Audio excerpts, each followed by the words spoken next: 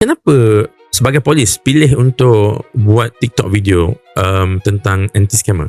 Okey, dia sejarah dia macam ni. Dia relate dengan pekerjaan saya. Pada ketika itu zaman COVID, kalau Tuan Faiz ingat, semasa COVID kita tak dibenarkan untuk keluar bekerja. Kita dah tak ada kerja masa tu. Polis pun ke? No. Kita tu maksudnya orang awam lah. Sorry. Orang awam masa ketika itu duduk rumah tak buat apa-apa. MCO. Ya. Kita duk ingat masa tu kes penipuan scam ni semakin berkurangan. Sebab orang tak keluar. Orang tak keluar. Turns out Rupa-rupanya tak. Dia semakin meningkat. Sebab apa?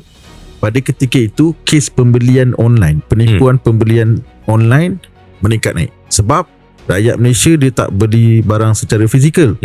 Dia mula belajar bagaimana untuk beli dalam online. Pada ketika itulah ramai rakyat Malaysia terjebak menjadi masa scam.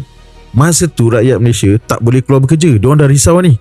Macam mana nak beranakkan duit. That's why dia pergi cari dalam media sosial, jumpa pula scammer-scammer yang menawarkan pelaburan tak masuk akal tu. Dia join pelaburan, dia kena scam. Kes semakin naik. Masa itu juga saya dihubungi oleh ramai di kalangan rakan-rakan dan saudara mara saya untuk tanya pasal scam je. Sebab mungkin pada ketika itu kepompong dan environment dia tu ramai orang jadi masa scam. So handphone ni beringing lah, berdering-dering lah. Mat nak tanya ni, nak tanya tu, nak tanya ni. Saya penat nak menjawab. So saya duk terfikir, why not kita soalan sama je kan? Sama. Buat video tu. Buat video lah kan. Kita buat sama lah kita. That's why orang tanya soalan sama, bosan aku buat video lah. Saya pun start waktu COVID. Itulah puncanya saya start bermedia sosial. Dan saya nampak kita ni, ini saya nampak this is the method yang saya rasa lebih dekat dan lebih mudah sampai. Dan kita pun tak penat. Betul. Cakap sekali beribu orang dapat. Berpuluh, beratus ribu orang dapat. Kita turun talk, paling ramai pun 2-300 orang. Betul. Video kita boleh cecah ratus ribu, berjuta orang. Betul. That's why I fikir baik pakai cara ini. Betul tak? And then kita duduk KL, orang KL yang untung dapat jumpa kita selalu.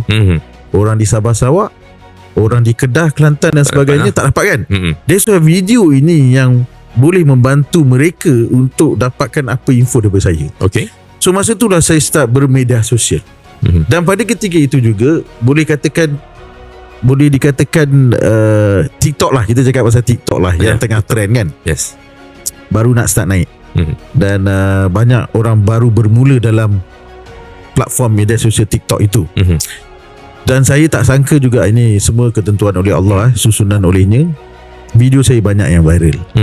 So saya melihat, yes, inilah saya rasa kaedah yang paling terbaik masa ini untuk saya memberitahu ramai rakyat Malaysia. Dan pada ketika itu saya baca komen dan respon, semua cakap terima kasih Rahmat, terima kasih disebabkan video you I tahu ini tak betul, ini tak betul. Disebabkan video you kita tahu cara nak guna handphone, cara nak deal dengan public apa semua, cara nak deal dengan mana-mana klien atau apa-apa saja agensi, government agency. Dan saya seterusnya buat sehinggalah menjadi satu pekerjaan yang serius untuk saya sehingga hari ini. Masa itulah saya bermula. Dan pada asalnya sebenarnya dulu Tuan Faiz, kalau Tuan Faiz ingat kita ingat TikTok ni satu media sosial yang melalaikan. Sebab apa, dulu ingat tak, orang ingat TikTok, orang ingat menari. Betul. Menari kadang-kadang menari tak apa lagi. Menari dengan keadaan yang saya kata yang tak apa-apa, yang bahasa mudahnya lucah lah sikit. Yes. Saya kejadian ni terjadi bukan lucah. Saya nampak anak saya tengah main macam berjoget depan ni kan. So saya nak cakap dengan dia yang benda ni tak bagus. So sebelum saya nak cakap benda ni tak bagus, saya kena study dulu benda itu.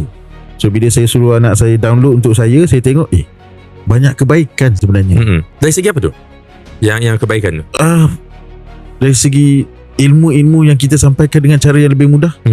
Tuan Faiz ingat dulu-dulu mana ada ustaz-ustaz boleh mengajar dalam media sosial. TikTok ni kalau kita tengok, sorry lah duk promote TikTok daripada tadi kan, banyak benda kita boleh dapat kat situ.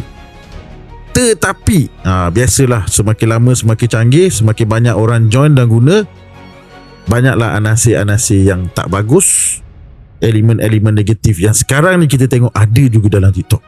Banyak fitnah, banyak scam, banyak bergaduh, prank-prank yang tak masuk akal, menjalankan perniagaan dengan cara yang tak jujur.